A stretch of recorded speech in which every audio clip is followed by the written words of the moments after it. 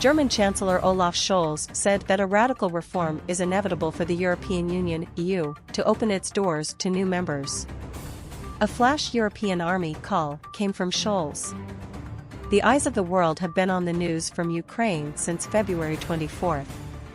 While the war, which started with the order of Putin, has been going on for months, a flash move came from Germany. German Chancellor Scholz also brought up the fact that the EU should have an independent, strong military force.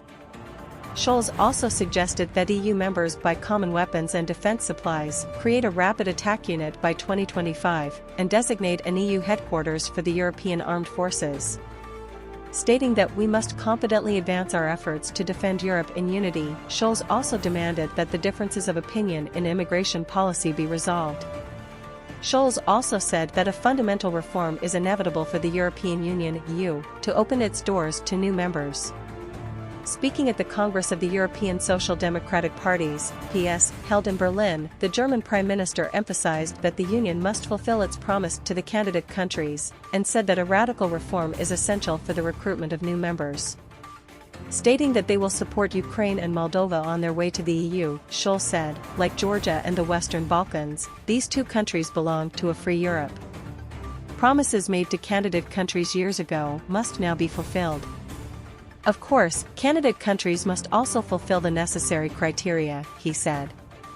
Reminding that the population of the 27-member EU currently is 450 million, Scholz pointed out that with the increase of the number of members to 36, the power of the EU in the world will increase with its more than 500 million free and equal rights people. Stating that the concerns of the less populated EU countries should never be ignored, Scholz also reiterated her recommendation that the decisions in foreign and tax policies should be taken gradually, instead of unanimously, by absolute majority. Scholz said, the demands of each country must be taken into account, as it is now. To do otherwise would be a betrayal of European thought. If our goal is a geopolitical Europe, the decision of the absolute majority is not a loss for sovereignty, but a gain, he said.